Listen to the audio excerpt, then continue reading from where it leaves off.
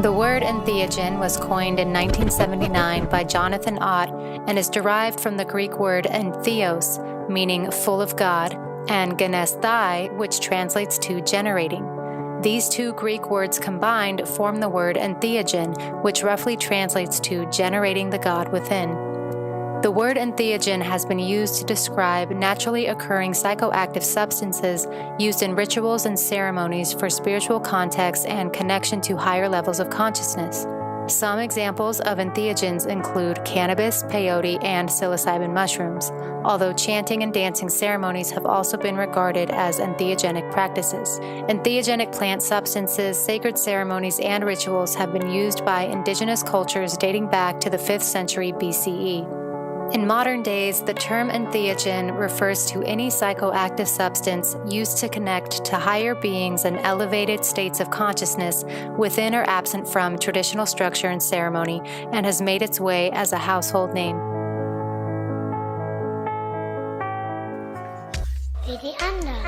Hello, everyone. Welcome to Dissolving the Divide. Really happy to get into our topic today. As you can see in the screen that behind Alpha here, Alpha Book, that we got some psychedelics going on. So we're going to get into a fun topic here that's really vital to all of our well-being, actually, and possibly a path to some enlightenment and dissolving divides within us and between us. So welcome, everybody. Hey, Derek, you are in the States now. Yeah, bonjour, or hello from the West Coast. And really pleased to have Vuk on with us today because he's a colleague of yours in the One Great Work Network and a colleague of mine in the Europa Natural Law.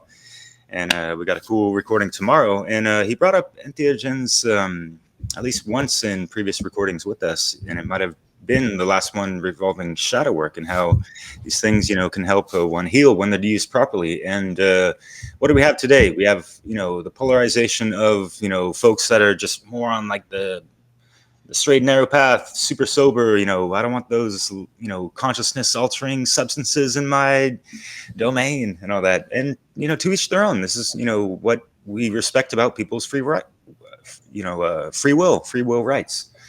But, under, whatever moral relativistic district that we're in around the map and all that, it depends on what we have the right to ingest into our bodies and all that stuff. And unfortunately, there's a lot of stuff that's been, prohibited and all that stuff for a long time. And so that puts a stigma on it as well. And as well as the fact that people are, glorifying and kind of watering down the sacredness of it, a la, these influencers bragging about ayahuasca on TikTok and what have you. So I'm glad to have Vuk on because he's a straight shooter, real talk kind of guy, speaking from experience as well. And I'm so happy and honored to have you on. Thanks so much. Guten Tag in Germany. Welcome, Vuk.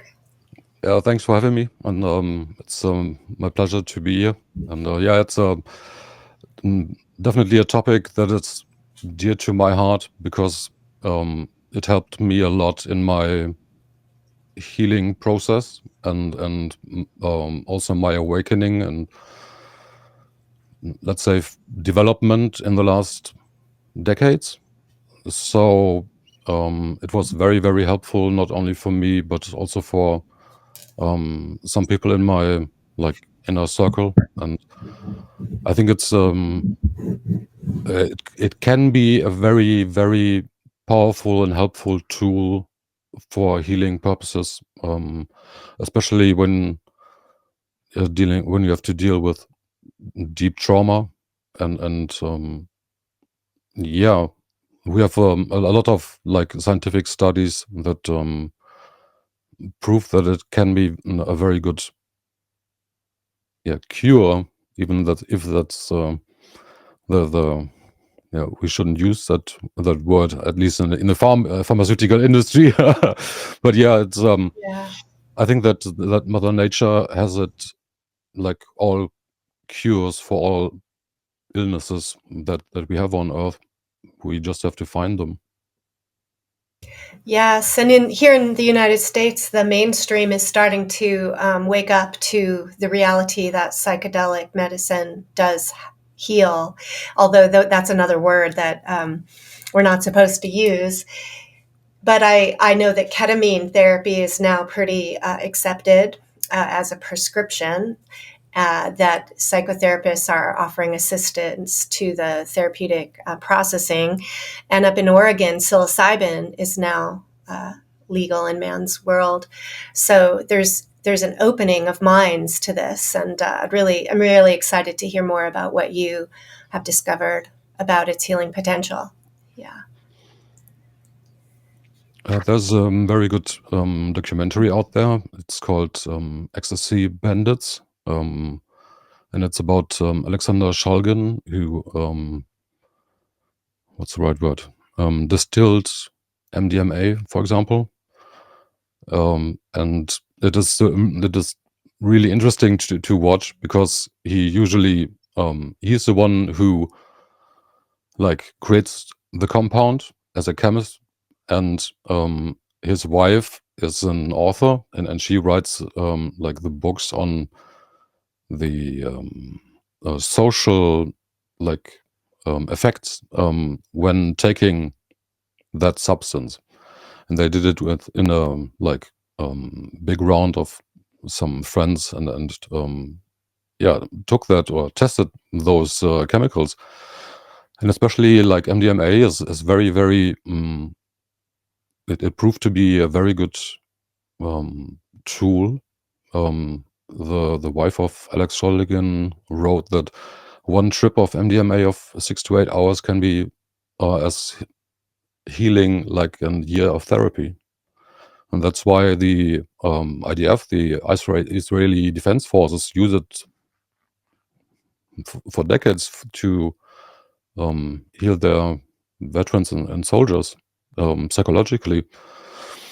And shrooms, for example, it's a more MDMA is the compound that gets created in our brains when we experience intense euphoria, for example. That's just chemically distilled. And I think that, for example, other like natural compounds, like you touched on shrooms, for example, they can be a very good spirit guide to exploring yourself and reality, and how the real connections and the beauty of nature really is. But you have to, and that's I think a big problem in our world, you have to have the right mindset, not to say, I want this, give me this. And it's, at least in my experience, it was most times it was a far better learning experience when I like respect the compound, charge it with my energy, and let him do the guidance. Just ask to like show me what you have to show me, and please be polite, and I'll try my best to learn as much as I can. So it's a very much different attitude or perspective on this whole experience than to say, okay, I take like 3 grams of this and then take this, and if it's not enough, then I just take more. Right. Because a lot of these substances are used recreationally and rather haphazardly. And I think what you're talking to is a profound difference between sort of therapeutically and collaboratively working with these compounds, these substances, compared to just sort of having an agenda, for creating an experience that we from our ego want. So please share more about what is the difference between sort of a therapeutic kind of collaborative relationship with an entheogen versus maybe a violation in a sense. Violation is a hard word. Yeah, maybe that's a hard word, but maybe something that's not, the difference between therapeutic and non-therapeutic. Let's just say that. Yeah. Yeah, that's I think it's a big gray zone because, like, for example, shrooms can teach you a lesson. For example, when you're not humble enough for them or for their lesson, what they want to teach you. So I think LSD is as well very capable of showing you the dark sides, and that can be that can be a very good teacher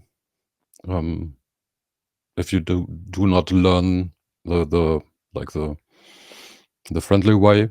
And I think it's very important, or it's most helpful, I think, when you combine compounds, for example, with like a guide, like a trip sitter, for example, or like a healer, or whatever word you want to choose for that.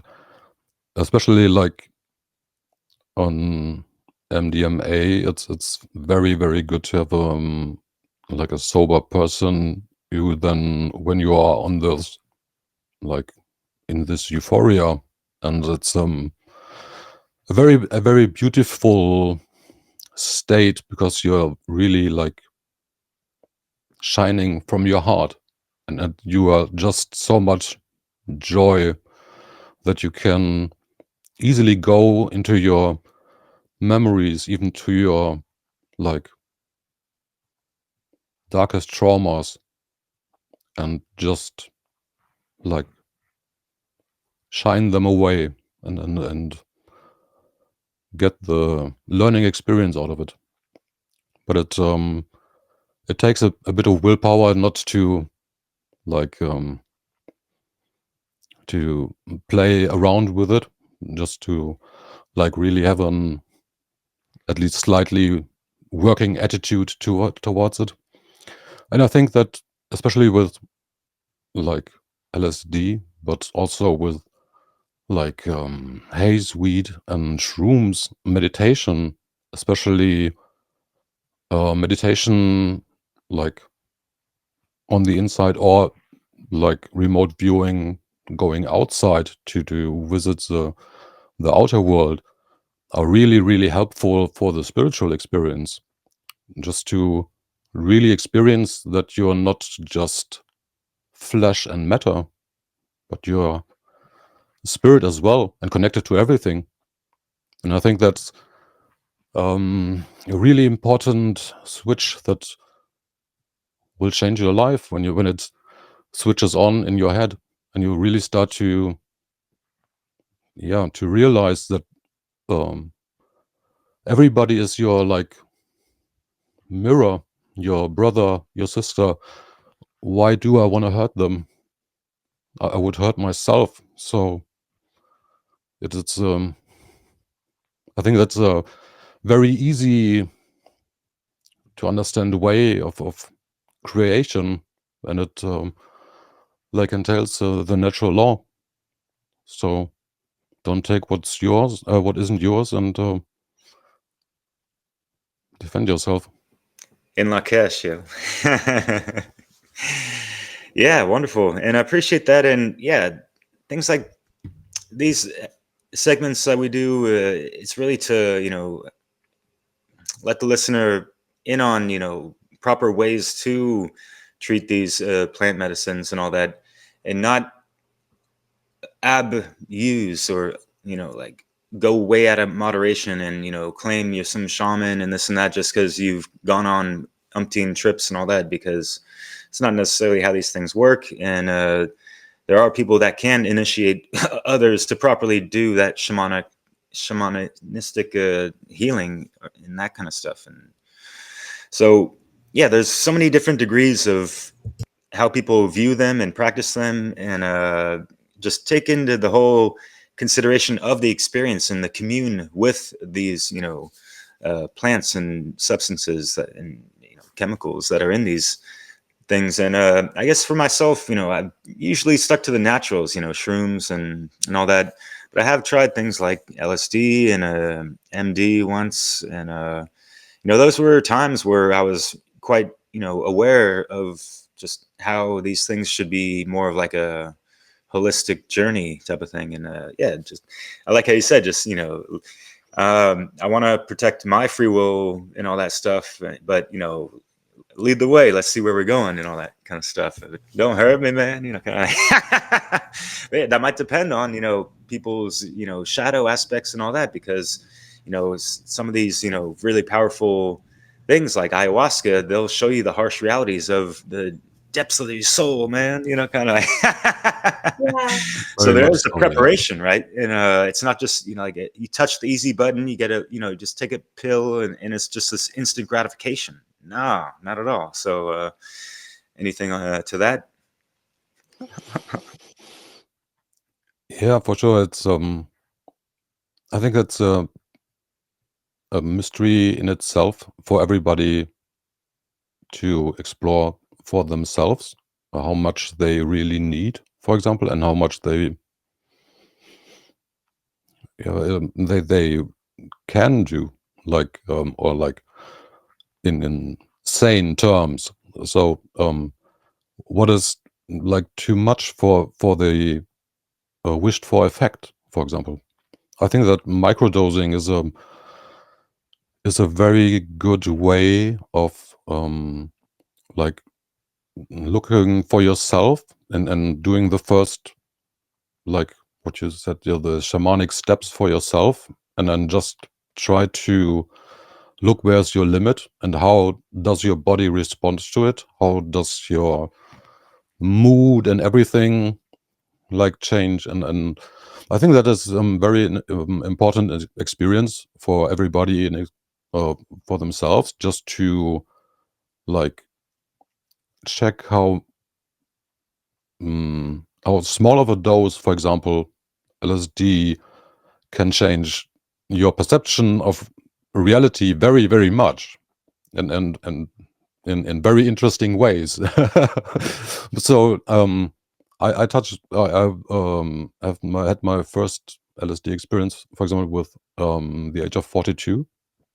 So I had a immense respect for it, because I was aware that it can show me my own dark side, and I think that is definitely one of the like aspects that like it can change your like experience with those compounds when you have done at least some kind of shadow work on yourself, so you know your sins and everything. So when you're like in tune with yourself and say, okay, that's me, and I've done that, but I'm not doing it anymore. So I think that it's a very good like base to start off, and just exploring your own mind, consciousness, perception, and senses. And we have so much more to like we have so much more power, telepathy, telekinesis, etc. And those can be I think more easily like be explored with compounds, and especially with meditation in combination. But yeah, very few people really do it. Yeah, it's interesting what you said before about that the experience of using a psychedelic or an entheogen is always, in a sense, therapeutic, or has the potential to be therapeutic, right?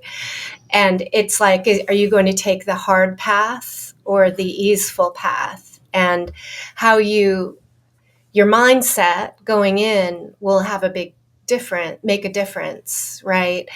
And it reminds me too of like the medical model and how it has a tendency to want to take over the control over the use of powerful substances, or whether they're from nature or not, and regulate it with all sorts of limiting protocols and rules and tell you how to think about it and how to approach it, and that in itself, I think, is restrictive of the potential, maybe, of our experience with these substances. And it also negates the vital wisdom of the indigenous people and the shamans who have been working with these plant medicines for generations upon generations, and is starting to replace them with like educated, like modern educated therapists or facilitators, which I think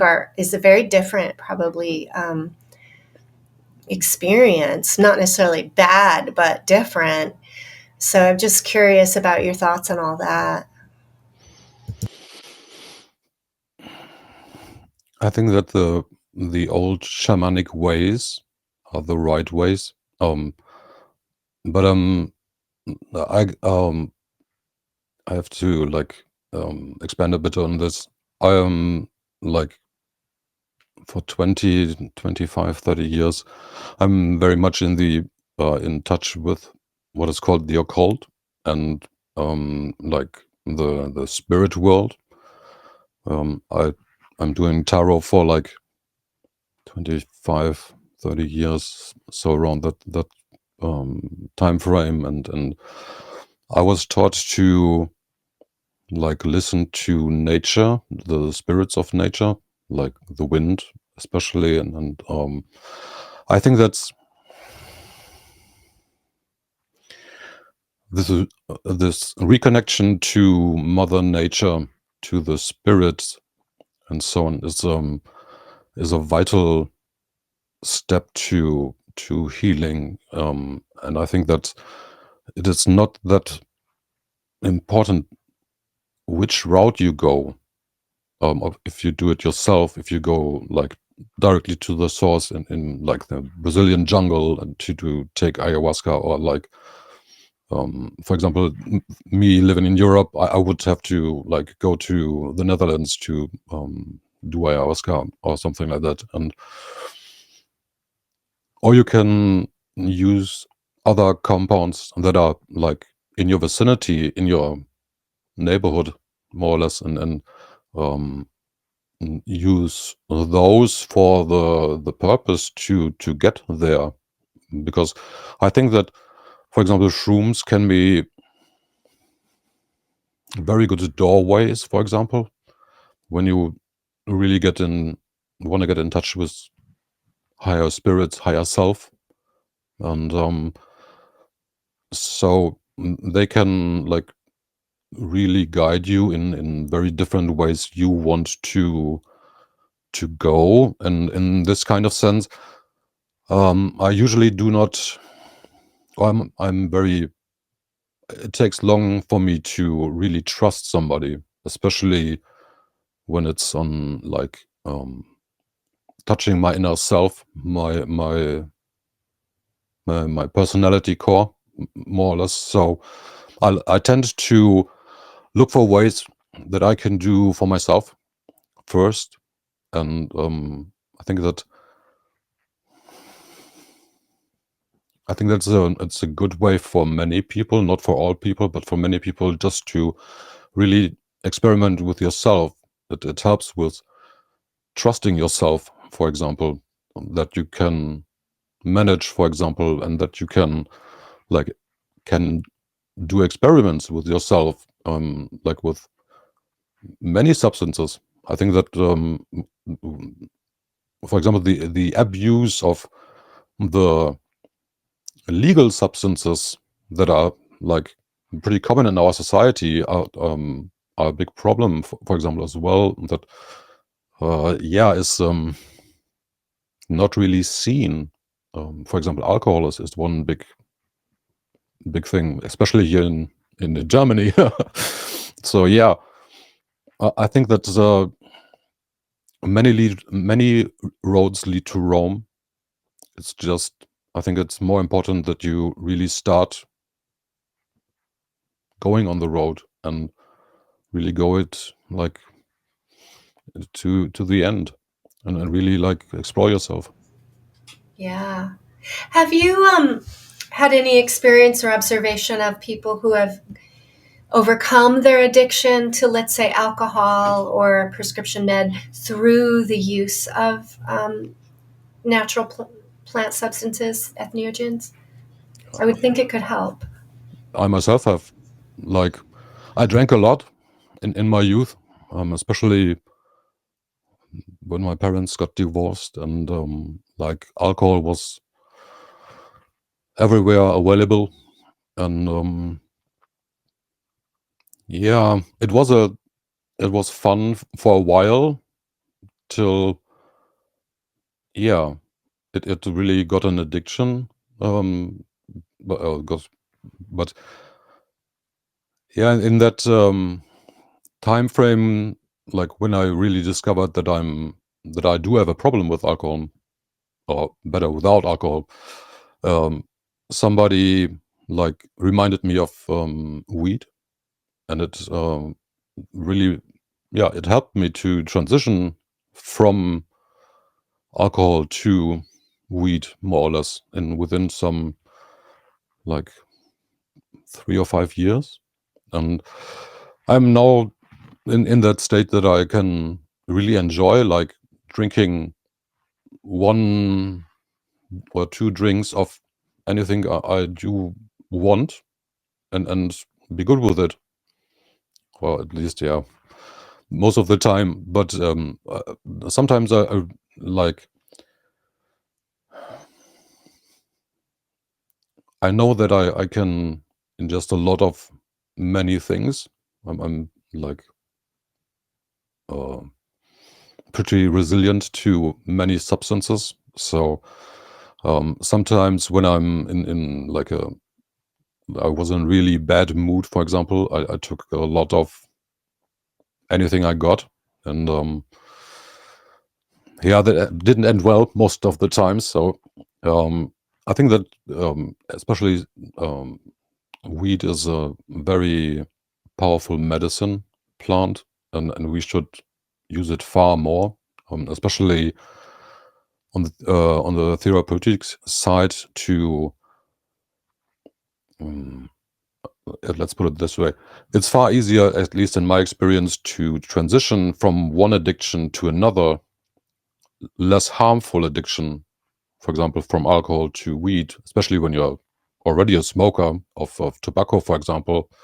It's far easier to transition that way, and then like turn down the smoking of weed and the smoke and the drinking of alcohol to like minimum, or to zero, than to like trying to like really get rid of something just by dropping it, or at least that's not my forte. So I really tend to like transition to something else. For example, sugar is very good for me. So when I get rid of sugar in my body, small doses of sugar can work really wonders to like how we say, to like give yourself a little, yeah, sweetie, for example, as to bring oneself back into maybe a balance, right? More of an internal balance, and see yourself in a new way. It's more about the kick of the gratification. That was the word I was searching for. Your gratification mechanism. Usually, we take a lot of drugs like smoking cigarettes, coffee, etc., and it's a gratification mechanism oftentimes. And when you really get aware of this mechanism in yourself, you can change that as well. The like the connections that you usually get with a cigarette, for example, you can like rewind to sweets, for example. And if it's easier for you to like eat some sweets for a while, let's say a month or two, and then drop sweets, you could like transition from smoking to sweets and then drop sweets and get rid of both of them, for example. It's yeah, it's I think that everybody has to like really look into themselves to find the answer. And I think that entheogens are a very good tool to get in touch with yourself and with your higher self, and to really be aware of all that we are. We are very much focused on like our body and inside, and it's sure, it's important, like, but we are much more. It's like like a mobile telephone. It's not just the small thing in your hand. It's expanding like miles around you, and like getting into aura reading and all that stuff. And I think that's very underlooked or like overlooked section of our part of ourself. The whole energetics parts, the Russian side, like in a Slavic world, it's much more known and researched. For example, all this remote influencing and so on. Yeah, wow. Yeah, there's a lot of things that people don't consider with these things, and maybe people might interpret what you said just a second ago of like, oh, like just switching from one thing to another, but having this addiction thing still, it's just like pick your poison, whatever. Yet there's that, the element of yourself in relation to everything and how your body reacts. Everyone has different blood types and, there's biological makeups and all these things to consider in relation to how it's going to react to said substance. And that's, right. Yeah. And so people can, answer this question for themselves. Which one has the most side effects, or the most, what's going to leave your body decrepit? You think, how are the meth, smokers doing these days, And that's another thing. You see these things being glorified in media or on, social media and all these things. And where has that led people down, like not always the best places. And so I feel like, yeah, the entheogen side of things, there is that, healer within these substances as well. If people can, open their inner mind, inner ear to listen here, whatever, The other thing I'm picking up from what you're saying is that you're talking about experimenting with oneself, gaining self-knowledge. Exactly. Through observation, self-observation, and taking the responsibility for how our system interacts with a substance, and to gain a certain mastery through some experimentation, right? And that's a very different mindset than the traditional, like, go to the doctor, tell me what to do, give me a drug that's going to, is addictive in some ways, or is just, going to change our physiology. We've got all sorts of medication assisted therapy to help people off opiates, for example, like Suboxone and methadone. It's going to get the prescription for it, right? And follow a doctor's protocol, or you go and you get antidepressant or whatever. There's all, a benzodiazepine. So these are sort of socially acceptable, but they're really, I think, probably halting or blocking the expansion, this energetic expansion of self, and is not leading to self-knowledge necessarily, although we can observe our response to those substances and learn from it. But I think, what you're saying is something like, okay, let's not go to the doctors off. Well, I got to be careful, right, what we say, but the mindset is different. Where there's a lot of healing that can happen from our own, like, medicine cabinet, and our exposure to plant medicine and so forth. And even things like sugar, which is a bit of an interesting thing for me, because I tend to see sugar as a bit of a poison. Mm-hmm. And yet, if we separate ourselves from addiction, and we're in this maybe more centered place, then almost anything we can interact with in a therapeutic way, an intentional way, whether it's sugar or tobacco or mushrooms or whatever, And then what kind of sugar? Is it high fructose bullshit or what, like, or the real deal? Honey, and then the more, you get familiar with the resonance or the vibration or whatever of the spirit that exists within that thing, then we can interact with it and find out what's friendly for us and what is our actual need in this moment, right? Right. Yeah. And it's definitely different perspective, because when you go to a doctor, you're just like asking for an answer. You tell me what's wrong with me and give me a compound that makes me feel better so I can function again. And my perspective is like, I ask the universe, show me what I need, and then please bring me like in contact with that, what I need to learn, for example. And usually somebody shows up, or I get led, like, by surfing in the internet on a certain topic, for example. And yeah, so it's you can communicate with the universe, and when you like really want to go on that path, I think that the universe will provide you with what you need, when as long as you are like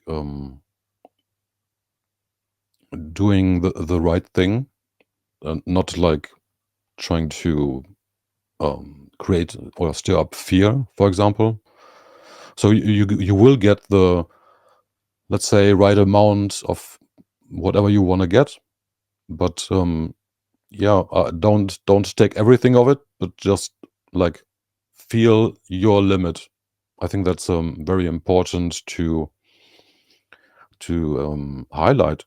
You should know your limit, what you can take psychologically, physically, and emotionally, definitely. And really look into all this, like, levels of yourself, what has changed. For example, a good example is like when you smoke weed, you have a different feel for music, for example, and many things like that.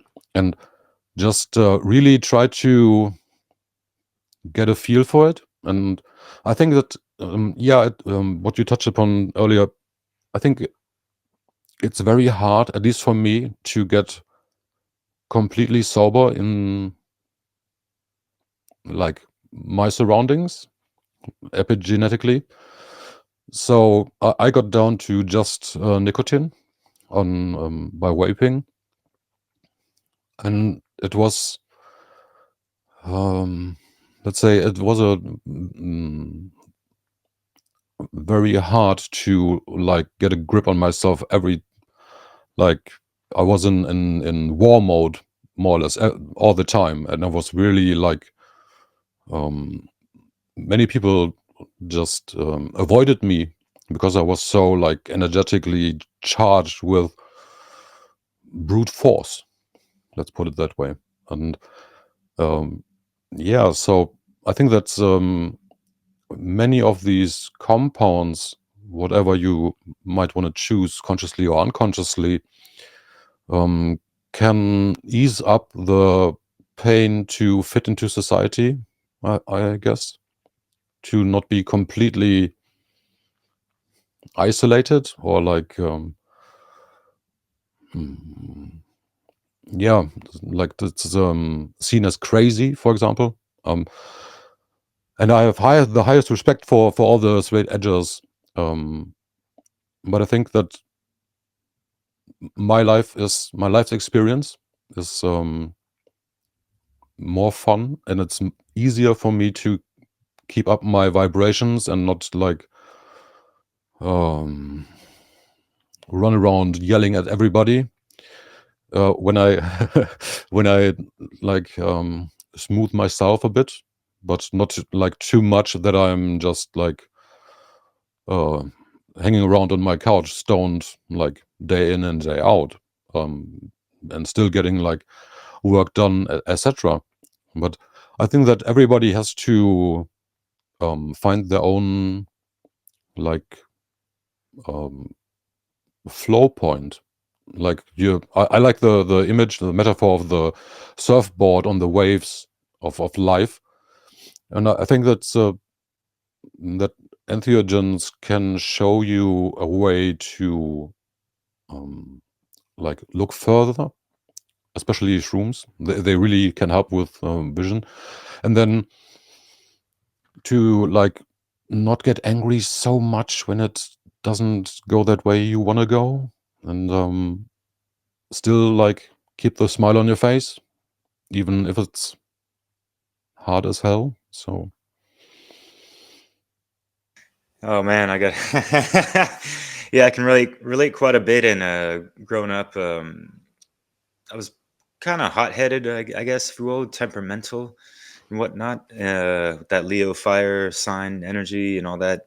And I got like pretty much all fire and air in my, templating in like the forefront at least and all that. So yeah, I noticed like, yeah, this is helping out, smoking weed and all that. Yet, in the back of my mind, I always had this thing like, how far or how long is it? Am I just gonna use this kind of like as a crutch, as people like to say in this context of, having something that's helping you get by when we could ultimately do it on our own? And yeah, there was a point where I did, but I still wanted to smoke and all that. But yeah, functional stoner shit, it's okay. But it kind of goes back to what you were saying as well, of just in more like the street lingo, we say master your high and all that stuff. And as we mentioned before, yeah, it does take some practice or whatever, and getting the proper dosage right or whatever the hell and all that. But yeah, geez, I forgot where I was going with that. But yeah, it can act like this pressure release valve for people that they're not going to be exploding in people's faces. It's best they and you've seen people and kind of joke around like, man, that guy just smoke some weed, man, you'll be fine or whatever, like. It's a really interesting discussion, because at least here in the United States, we're really kind of, at least the way I grew up, middle class, white girl, it was very discouraged to take any substance, like even to smoke weed. And I was very cautious about, altering my sense of control, and it took me many, many years of my life to even really be open to smoking. And so it was very later in my life that I experimented at all with psychedelics. And I consider cannabis to be a psychedelic. My experience with that, as a kind of new user, was like altered perception, and seeing shapes and like real trippy shit. And so, and even alcohol, like, I had a very kind of overwhelming, intense experience as a young person with alcohol. And I realized there's power to these things. There's a power. And so I became very more controlled and cautious about it. But now in my later years, actually, especially with cannabis, kind of realizing, oh my gosh, like this is really a medicinal thing for me that I could have benefited from, most of my life, and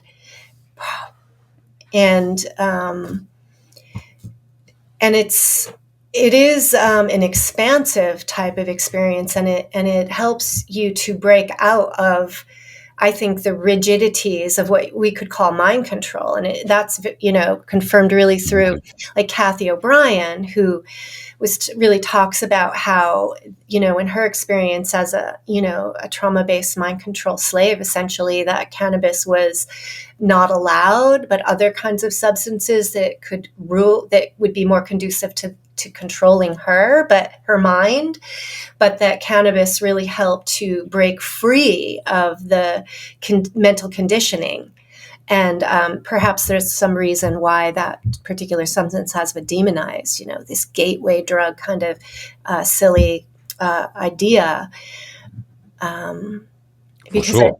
it's so there's something that I can still, especially people of my generation and older they kind of see even smoking cannabis as somehow being a druggie, that stigma is there. There's these splits in the camps, the stoners and the, whatever. And, this almost like you said, Derek, you gotta have this, you got to tough it out and do it without any extra help. And, it's an interesting mindset, when you think of some of these plants as, I think, plant helpers, as guides, as spirits that we can interact with, that maybe we're supposed to interact with to expand ourselves into nature more,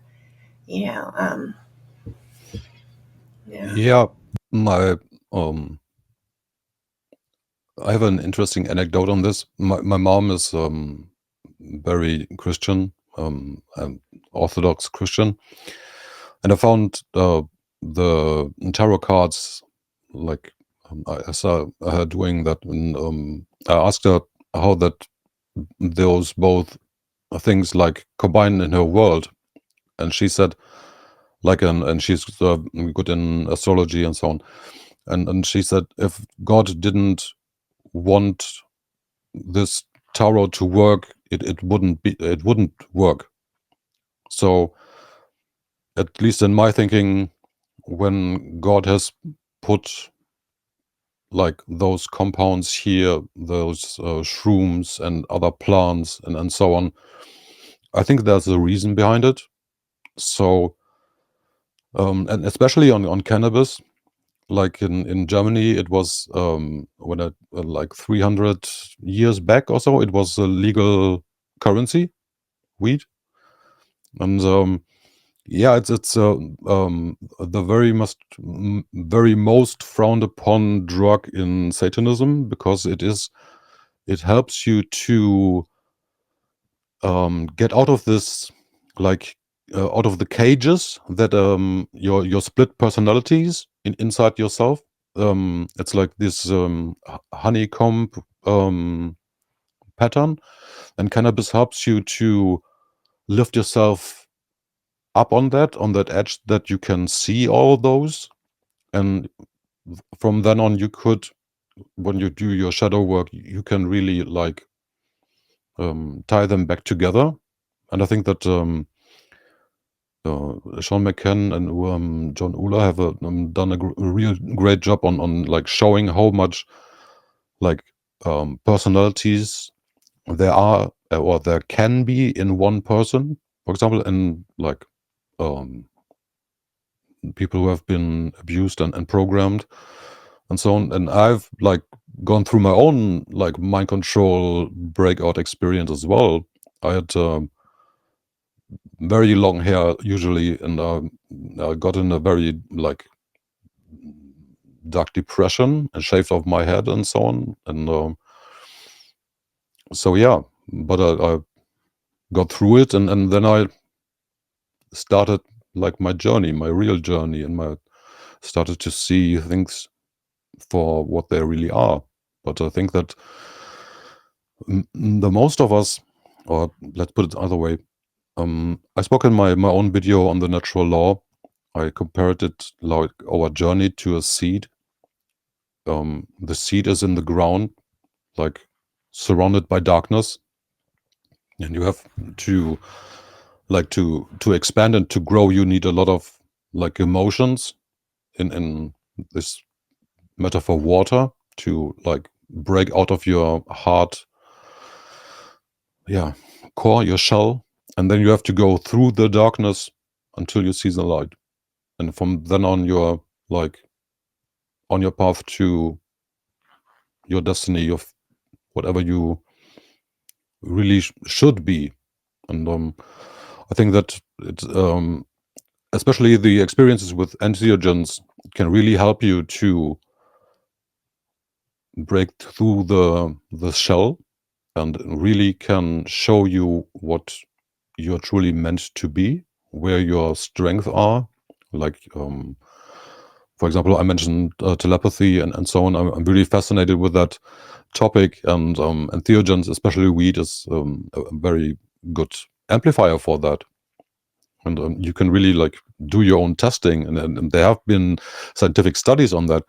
So yeah, I think that it is one of the big secrets of our loyal opposition to not let us know what features and skills we have been given from birth, like telepathy and telekinesis and so on. We can all like communicate telepathically, and if we would do so, lying would be impossible. So wouldn't that be like a good investment of our time and attention for the long run? Yeah, unless you have a lot to hide, and that's really worth looking at, right? For those who do not want that kind of transparency, why is that, right? Yeah, Yeah, for sure.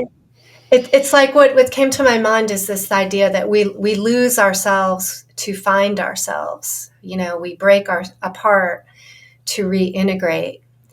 And this is, I think, one of the gifts of entheogens is it is sort of this type of internal death. It is going deep into the underworld, into a place that our ego may be afraid of, right? And to be courageous enough and trusting enough in the universe and in our own higher self, right, to allow to settle into the unknown, right, for that process to occur. Yeah, it's a beautiful Proper hero's journey, like you said. Real quick, Luke, because we could call it a psychedelic hero's journey, if you will.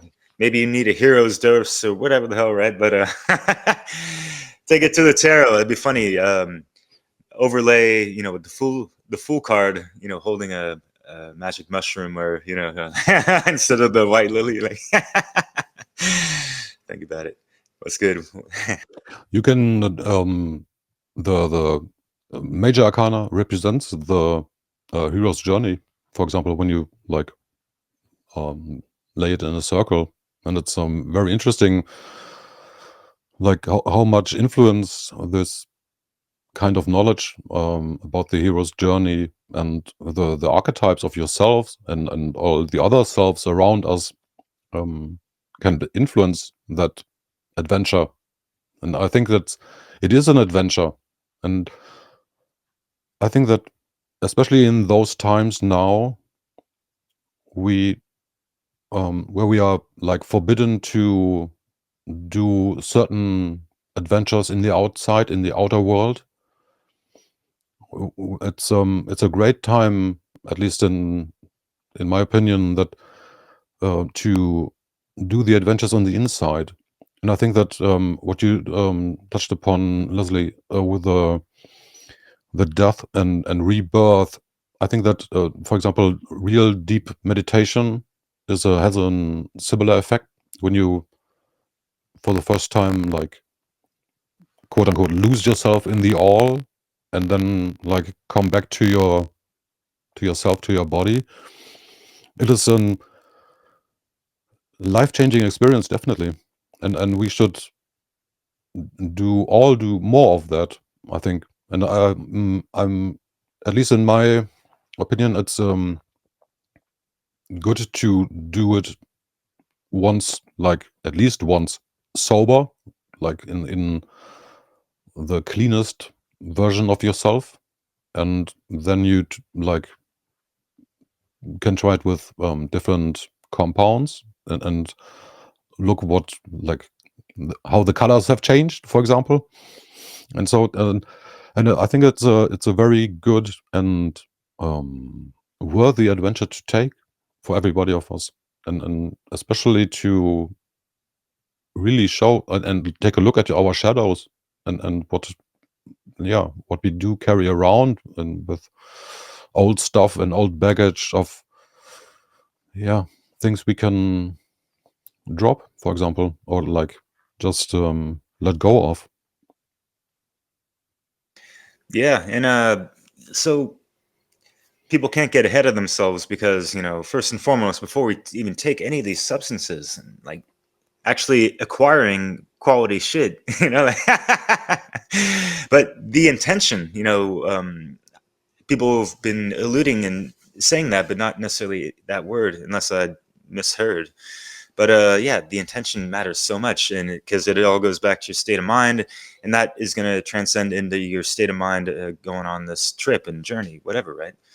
I ain't tripping on this stuff, but we were talking about the whole transformation, and reminded me of the death card in tarot. Correct me if I'm wrong if that doesn't make sense, but yes. So it kind of goes to this, intention versus recreation, like just to recreating the same experience over and over, just for get them dopamine hits and whatever, right? So and then in America, I don't know if I haven't noticed this thing even in Amsterdam, where people can go buck wild, right? It's like the drug Disneyland of Europe or whatever, right?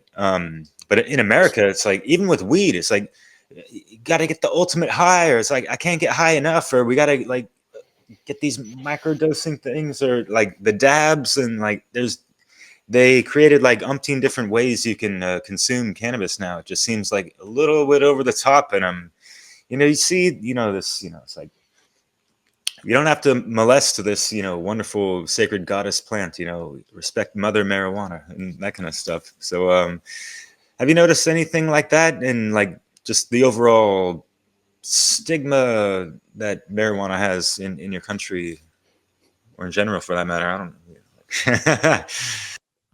It was just legalized this year, this April, and I think it was overdue, definitely. And I'm like we're living 50 kilometers away from the Dutch border, so cannabis is very like normal, and not it used not to be legal, but it wasn't like a big deal. Let's put it that way. And because like everybody, like the student of the university gets a ticket for like the student time that brings him to Enschede, what's the nearest Dutch city is, and back for nothing. So you can't control it here. It is just isn't possible. And I think that we have far more important troubles and problems than with compounds, and at least, or let's put it that way. I think that the dilemma of getting something is, it hasn't never been easier than now. For example, with the dark web, and I was really like astonished when I saw what how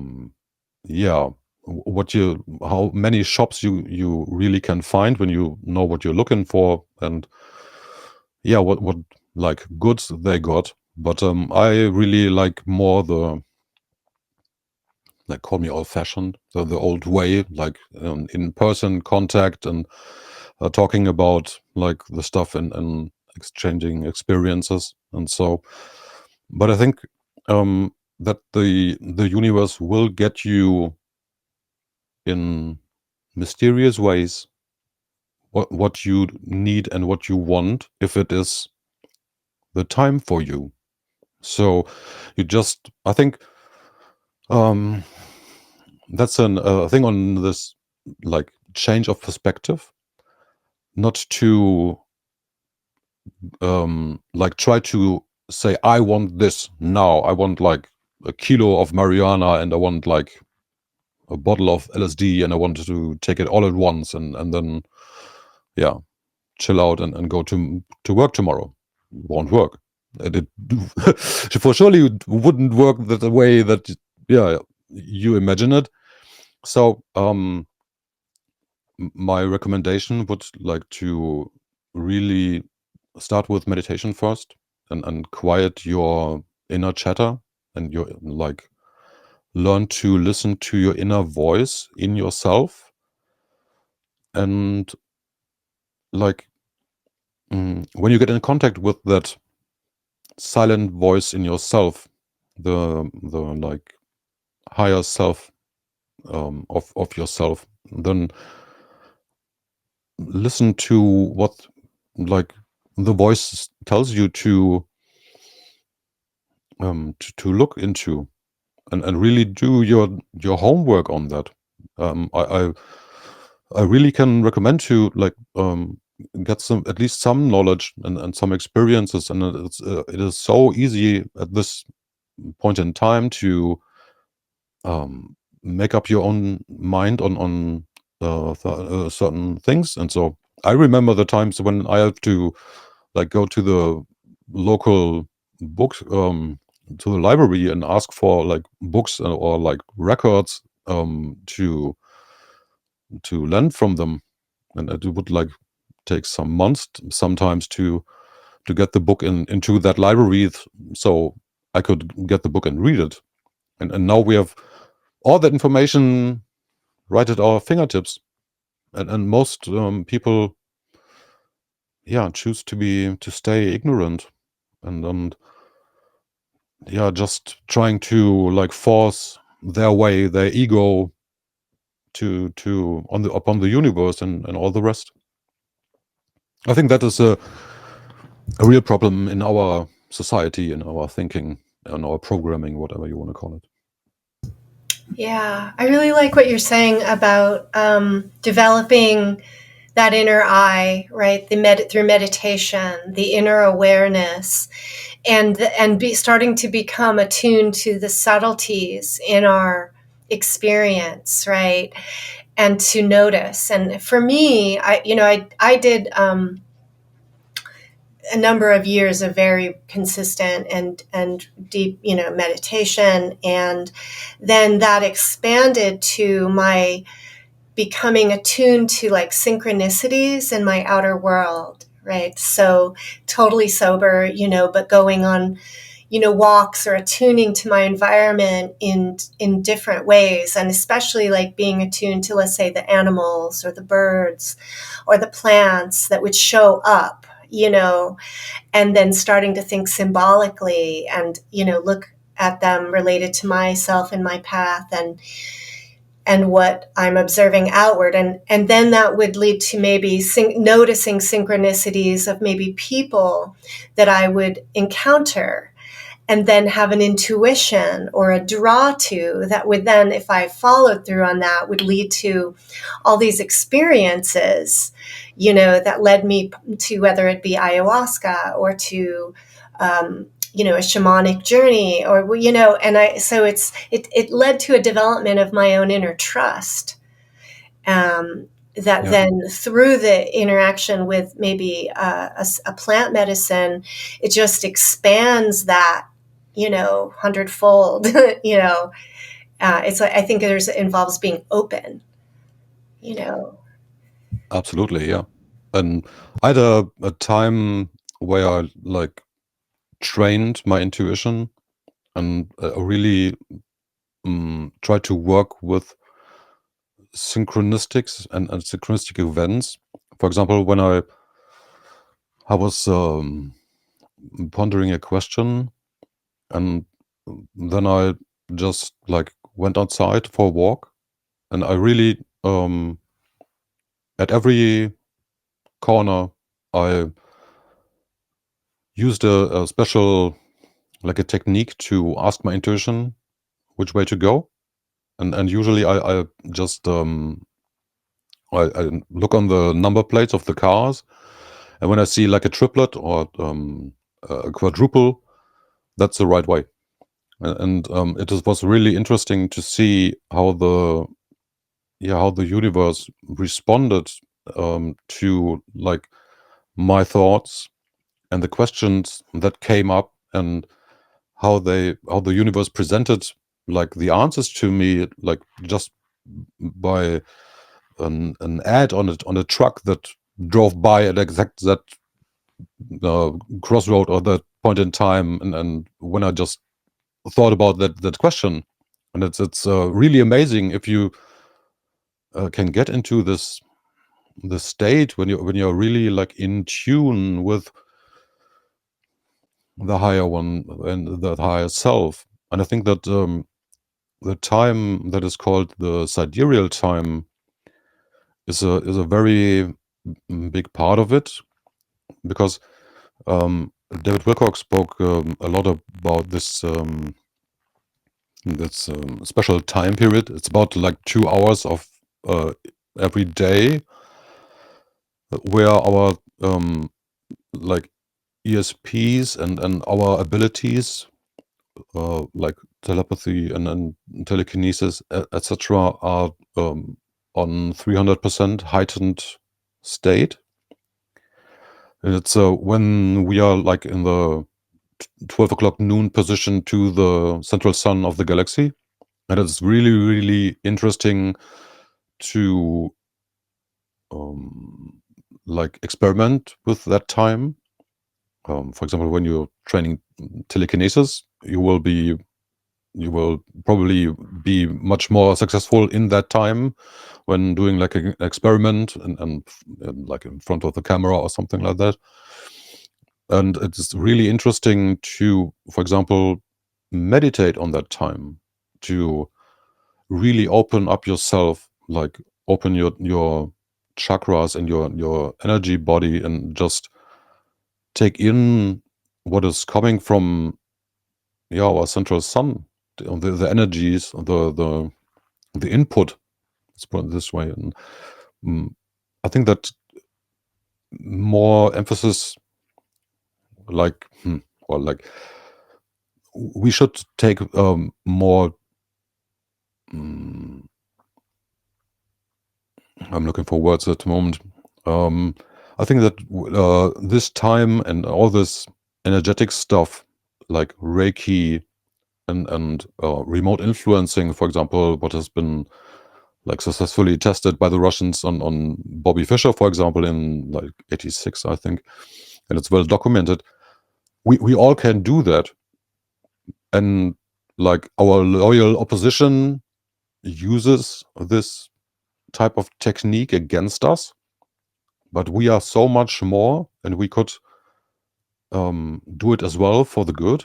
For example, like just helping other people to raise their consciousness, like with the Maharishi meditation. And I think that's a great way to really like help the masses, because it's hard to reach like 800,000 people around you, like in person. But when you can help them energetically, for example, or like in dream works or something like that, it's in a good healing effect for the whole crowd.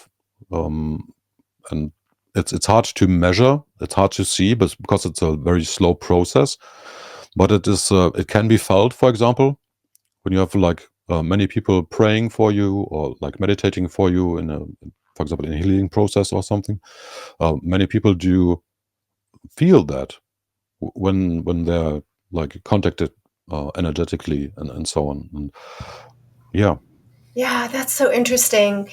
You're bringing up this idea of biorhythm, right? Which we have a rhythm that probably naturally interacts with the rhythm of nature, and which we're separated from through kind of man's time clock, right? When we're in the clock, the 12-hour clock, and we have these 9-to-5 work days, we're very disconnected from our own natural biorhythms potentially, and the knowledge or the synergy that could happen through relating or connecting into nature's time. And this whole time perspective thing then comes up, because like dream time or the, trip time is a very different experience of time than our sober kind of man-made time clock, right? So it opens up new relationships to time and space and the boundaries of our own being, I guess, right? And the soup of ether that we're swimming in, and how that can be a realm where we can maybe communicate, like you said, telepathically, or be sensitive to something happening across the world or in nature. I think it really brings an experiential experience of the interconnectedness and this potential outside of this matrix that we're plugged into, right? Absolutely. Yeah. Absolutely. That's I think the whole matrix is a violation in itself, and it violates Mother Earth very much. And I think Mark Pastor is absolutely right. We should, the big change won't come by us doing new or starting new things.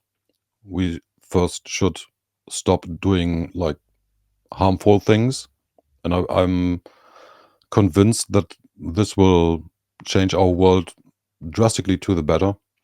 But I think, for example, when we could like motivate people, for example, to really look more into remote influencing and really learn it, for example, remote viewing and astral travel, for example, it would be it is a very interesting way of getting information, the real information, and you can't hide from it, and you can go into any time you want. Like if you want to see Jesus or like Caesar or whomever, learn it, go there, be there, feel it. So I think that would like the flat earth community would cry out loud, definitely. But I think that for example, the whole outer aspect, moon and onwards,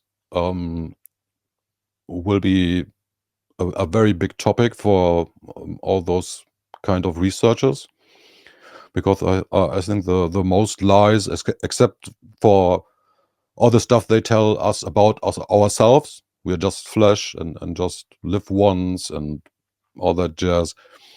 There are a lot of like gigantic lies, and I think that the other part of all the gigantic lies begins outside of our atmosphere, more or less. And I think it would be a very good event if more people would really look at our night light, let's put it that way. And I think that it would really answer a lot of questions very many people have, and it's so blatant, like in your face. But yeah, I think that the Matrix is very good in like catching our attention and binding us to material things and materialism. And it's very easy to lose oneself in the Matrix. But I think it is our duty, more or less, to step out of the darkness, the Matrix, and really get into reality and freedom, and yeah, do the great work in any way you're capable of. And I think that's entheogens, and especially healing and shadow work, knowing yourself, not being an idiot. It's really important to have done first before you communicate like your knowledge to the outside world, because I think it's the better you yourself are, the more refined you are in yourself, the better the output will be you put out into the world. And I think that is very much lacking in our societies, especially in our Western societies. We overlook the whole emotional, spiritual aspect far too much, and like weigh the bodily and physical aspects too much as well. And I think that's a very big trap, especially for the female world, to be trapped into like optics, because optics, especially in mating, can lead you into very dark dates, for example. And it's certainly being manipulated, you know, Oh yeah. in the modern world. Yeah.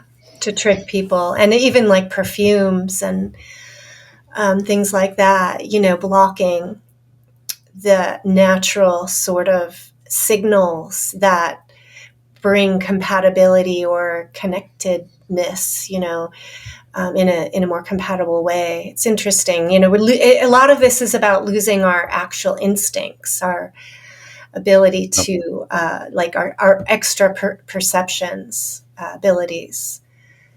Yeah. Artificial pheromones.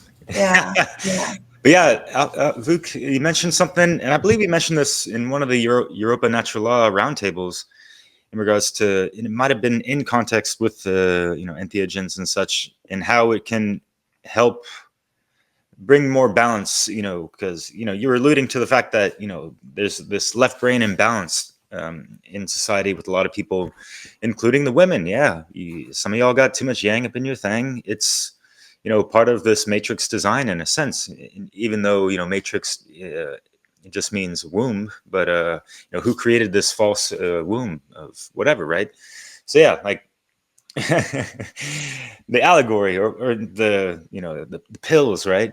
Are we going to take what they're prescribing to us, like the order following pharmakia, man's law, monkey men, medicine men, Rockefeller medicine men, if you want to take more to that kind of stuff.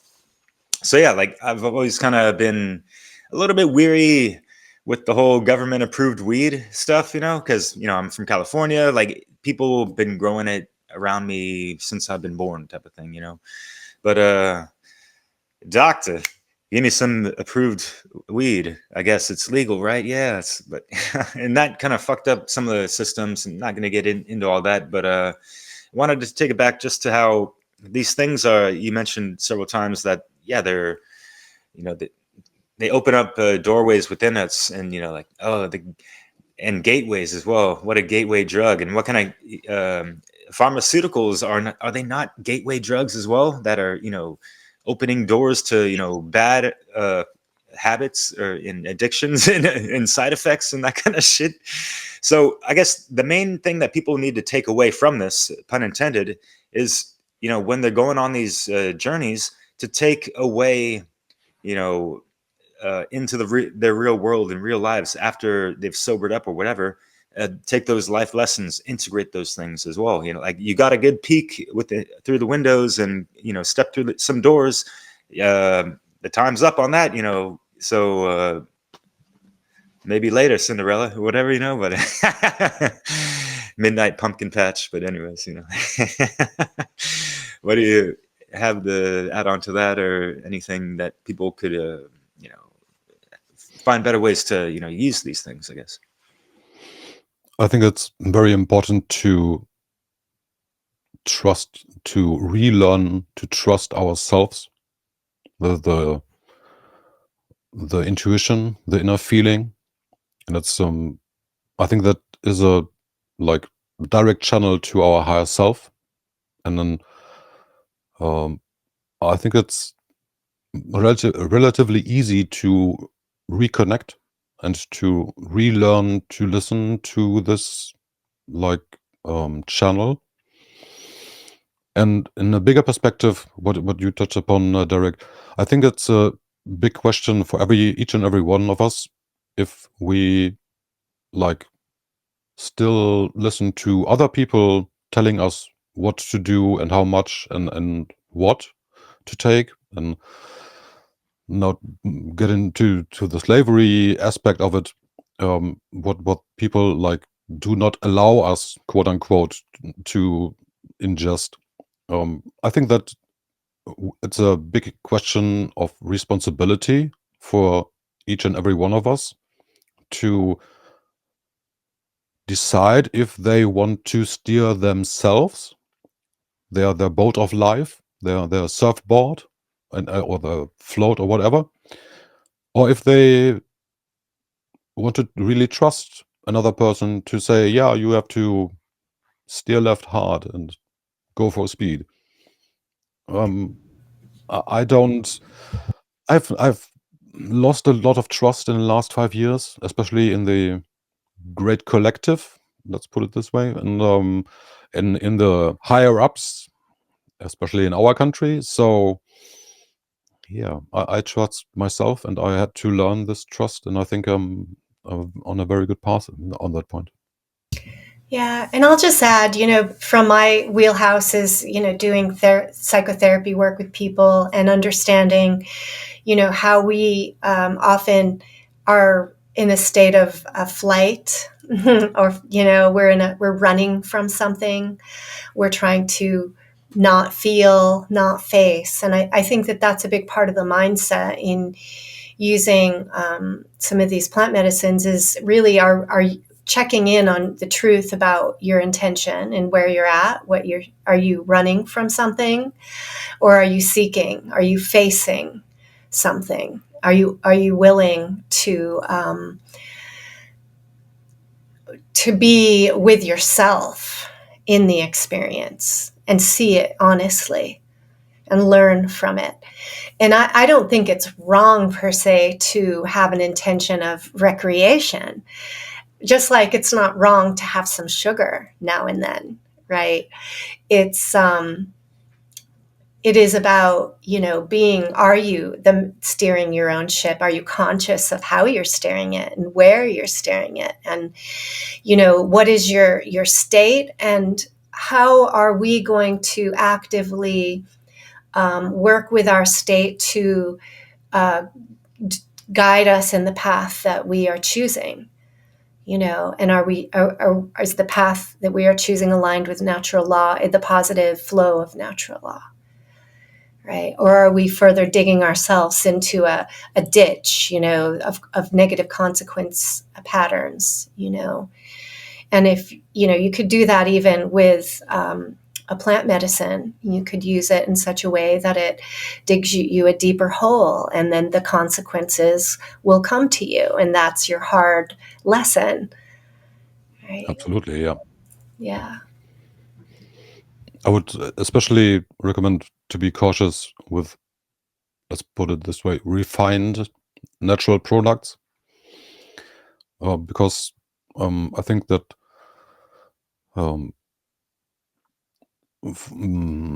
I think, for example, when you take weed, we have so many sensors in our body to like use this compound, like through our skin, ingesting, smoking, etc. So when we stay in that like realm, it would be good.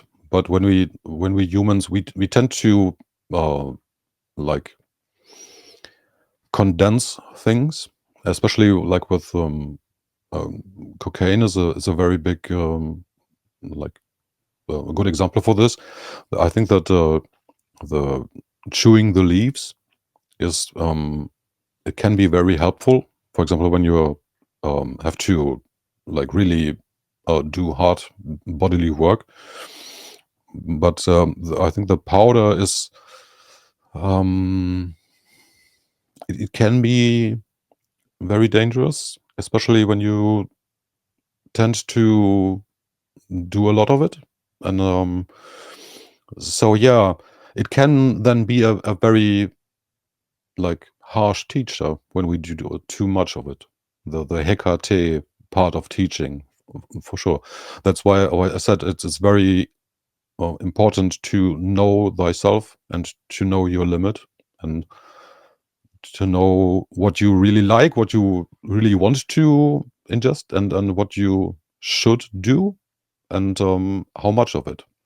So yeah, to just know what you're doing, because I think a lot of people don't even really know what they're doing. Right? It's a reaction. It's sort of a mindless seeking for a high, or an experience, right? But not being conscious. Yeah. mm. The monkey do thing sometimes. Right, that too. I'm interested in hearing more about the concepts of remote viewing and astral travel and how that fits in to the experience of entheogens and how you understand the reality of those things. How does it work? I had the first out of body experience. What I use, I speak of astral travel. It's a very special form of out of body experience where you're really in the information field. For example, you are like a ghost. You can pass through objects, and while you're doing it, you can be the object. You can feel like when you're going through a plant pot, for example, you can be the earth. You can be and feel the pot. You can be and feel the plant, for example, then everything what's in it, and it's a rather intense experience. And I like that more than remote viewing. What is a military developed application or technique of getting information. It is comparable to when you just dip your face into the water below the water surface. You can have a clear view of the ground, and astral travel would be you jump into the water and just dive in and take a good look. And remote viewing is just dipping your face into the water and pulling it out again, and then recalling your memories of it. So it is. You can, for example, have a peek in secret meetings without being seen by them, for example. Or it's very, very hard to to be safe of this. The Chinese have made a very interesting experiment. I think it's 20 years ago or so. They have sealed off a room with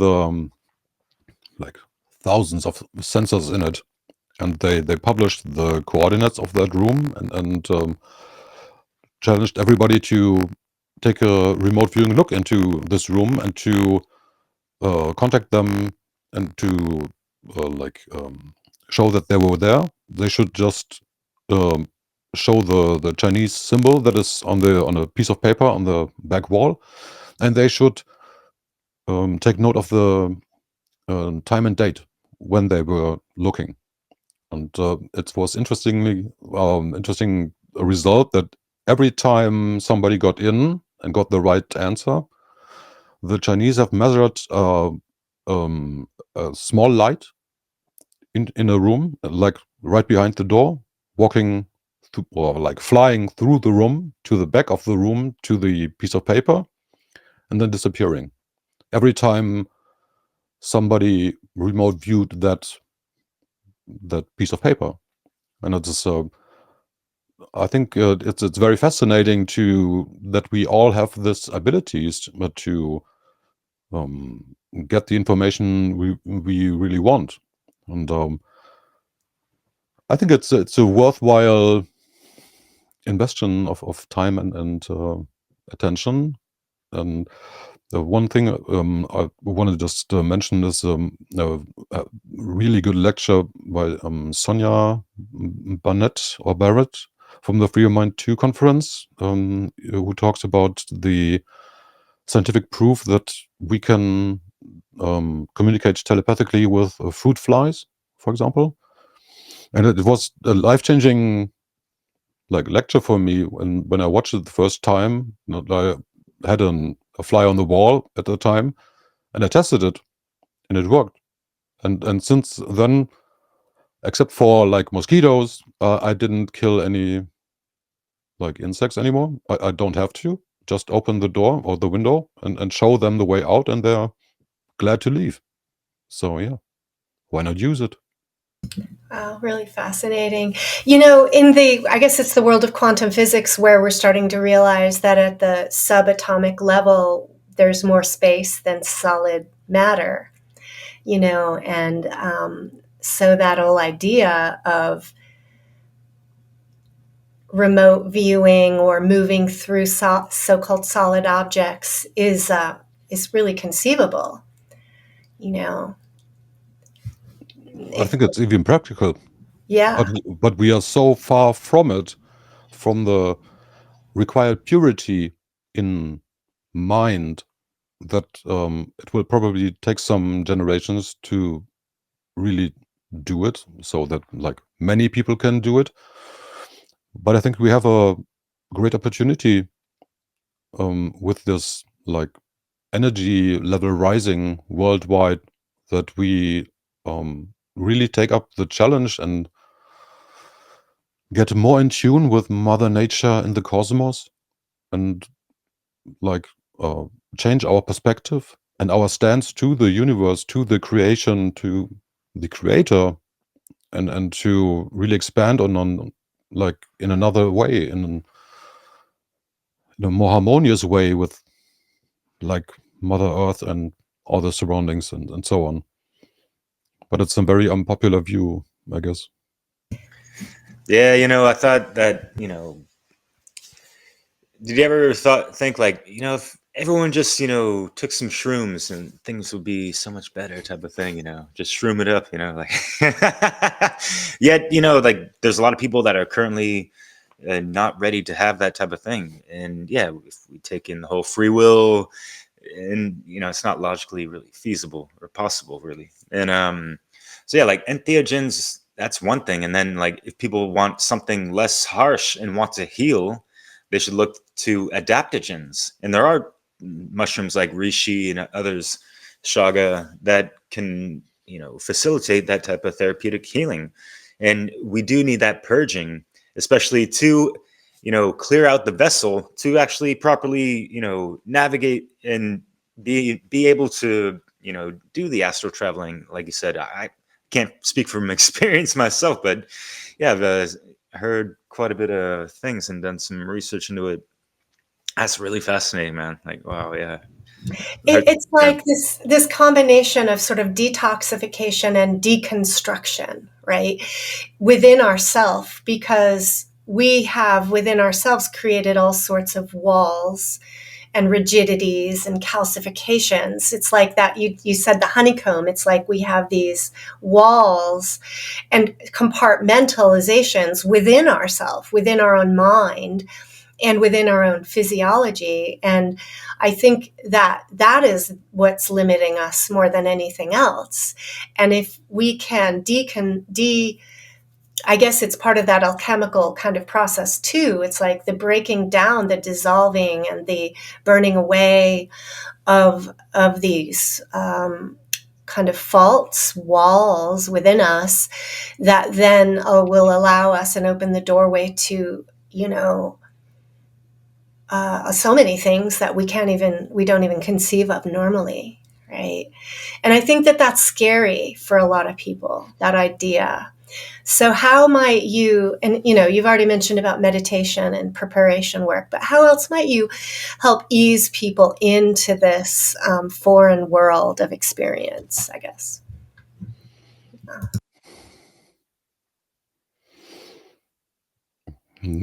That's a hard question.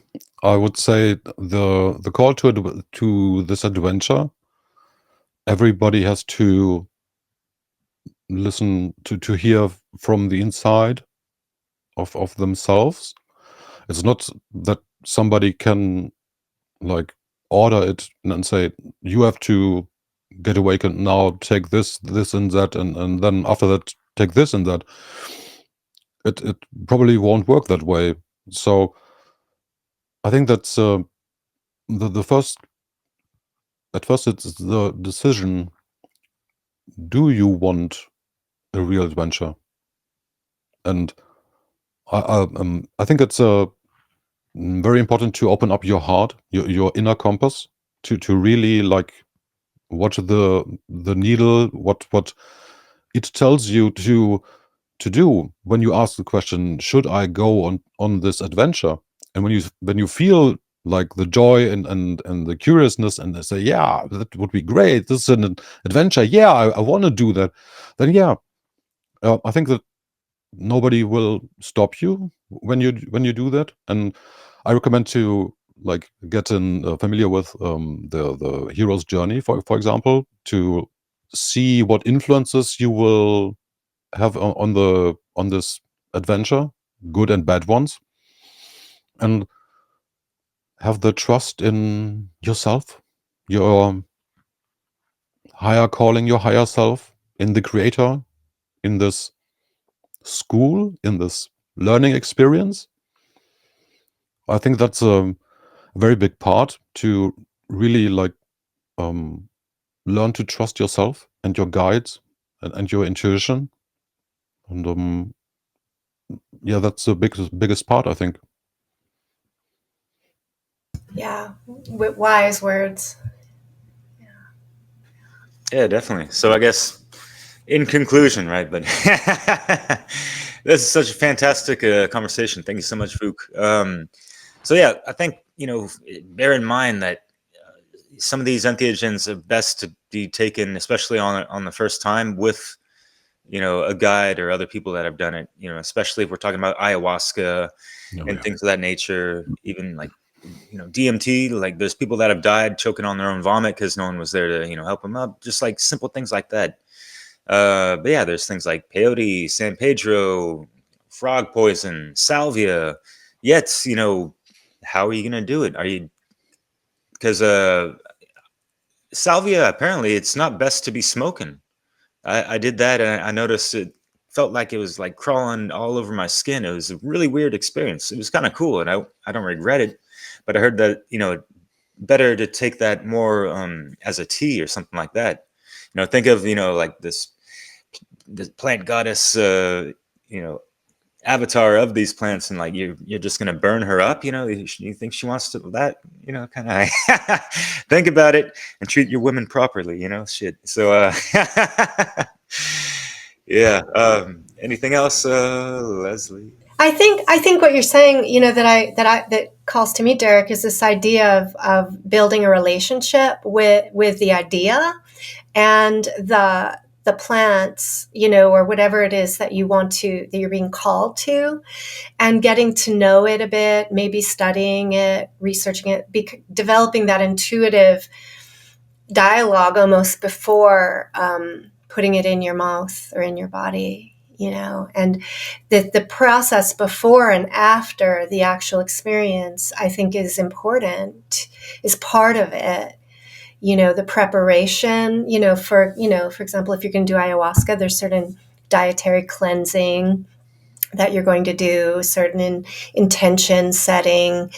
And that, I've heard it said, and I think it's true, that you can start to have the effects starting before you even, get in the room and take the substance. And then, set in setting and being, conscious and deliberate about what you want. That's part of the outcome, is how you set it up.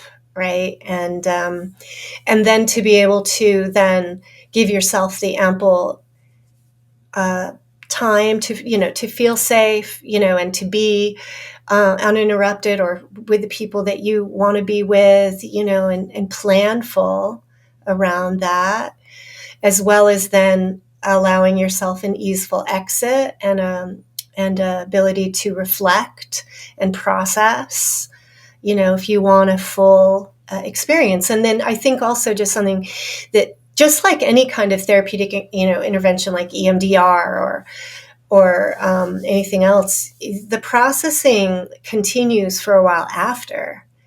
even years later, like an ayahuasca journey, a certain image will pop in my head, years later, where I'll start to link into a connection, right? So I think that having this curiosity about it and seeing it as a relationship almost with a spirit, that it's like a new friend almost, I guess. It's an interesting way of thinking about it. It is a very interesting, like another plane of existence, of reality. And I would really recommend to like take it slow at first and really try to be at comfort with yourself. So try to do some inner work and inner quieting at first. Don't be in a like fearful mode, and what Derek said, with a trip sitter, and so it's definitely recommended. And just trust yourself and the creative process. And thanks for having me, and thanks for the invitation. And I hope we can redo it sometime soon. Yeah, the Shroomadelic, man. Yeah, like the conversation's really only a small sliver of what it can become with more combos. So thank you, Vuk, for sharing your insights, and appreciate your joining us. Yeah. Thank you. Yeah, so where can people find your work? And pretty much the majority of your work is in German, right? Right. Now this is my fifth or sixth show in English. So it will be on the One Great World Network site. Okay. But just look for Alpha Vuk and you will find my work. But most of it is in German. Awesome. Yeah, it's exciting to see this One Great Work expanding, across the globe, and for us to meet each other and experience the smallness of the world. Yeah. It's important to exchange like across the whole globe, because we all have a sliver or a tiny different perspective on things, and it's so important to share this to get a perfect view on things. So Yes. Thank you again. Yeah, thank you. Alrighty. Well, thanks everyone for watching. Yeah. Be careful with these substances. Don't take our word for it. We are not doctors. We cannot prescribe. Yeah, this is only for YouTube because Yeah.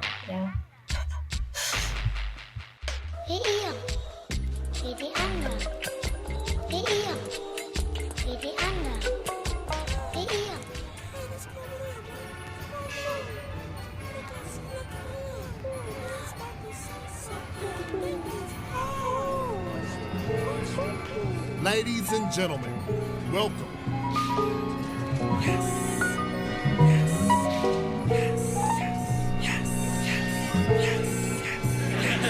You're always running down everything that America stands for. America stands for mushrooms. Or a taste of some T.I. Vanish into the madness and find me, I'm searching. Last time at audio, Picasso presented some. I took it all in fun, but remember the bad trips. My energy is magic. I'm normal and out there, connected with the universe without a care in the world. Now I'm lying if I say that. I'm quite aware of situations. Here in abroad, heads nod to the rhythms and an odd job I was given. I pivot and drive to the whole of an existence. Arrive at a conclusion, illusions, eluding, so soothing in a movement. I'm shrooming, recording this newness, a human. Or maybe a humanoid, a replicant, decadence, and joy. Memory implants, I'm paranoid. Artificial lifespan, I carry down with poetry. Notably recognized, but not that many know of me. I only see what I believe I see. With the inner eye focus, I climb the learning tree. Combine an open sea of theory, pro and B. The human interaction and musical release. See patterns new to reach, recline out on the beach. This life is a peach. On a warm Georgia afternoon, I'm asking you to ration truth for the sovereign youth of the universe. To prove it first, take a look in the mirror, spot your own faults. Emerge as a new man, illuminate life's true plan. And a man can't hide from the demons forever. I start confessing, addressing imperfections, stressing his point with this dialogue, staring at the wall, y'all.